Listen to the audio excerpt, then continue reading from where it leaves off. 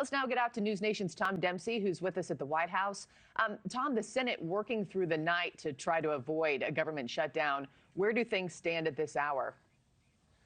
Hey, Markie, good morning from the White House. Yeah, negotiations will continue today, but here's a really important thing to note, because even if Republicans and Democrats agree on some sort of a deal, in all likelihood, this partial government shutdown will begin at midnight tonight. To get our viewers up to speed on where things stand right now, this deal that's being discussed would strip Department of Homeland Security funding from the government spending package that needs to pass. It would then keep DHS funding at current levels for 2 weeks to allow more time for negotiations. Democrats want changes to ICE in the wake of the latest Minnesota shooting, including calling for an end to roving patrols in cities and requiring ICE officers to take masks off, turn body cameras on, and always carry proper identification.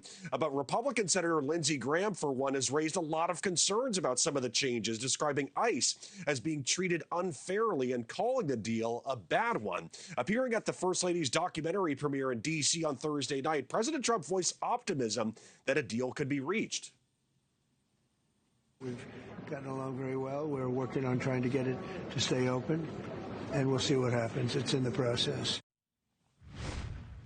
So we may see a vote later today, but again, even if this vote passes and changes are made, it would then go back to the House, which is not in session until Monday, ensuring that this partial government shutdown will last through the weekend. Markie? And Tom, what government programs would be hit hardest by a shutdown now? Yeah, so a few things. Senator Patty Murray, she's a Democrat. She says things like cancer research and clinical trials for medicine would be impacted, and military members as well as air traffic controllers would work without pay. Some Republicans have raised concerns about the impact to FEMA aid. When we talk about this partial government shutdown, this will impact several different departments and agencies, including the Departments of Homeland Security, War, Labor, Health and Human Services, Education, and Transportation.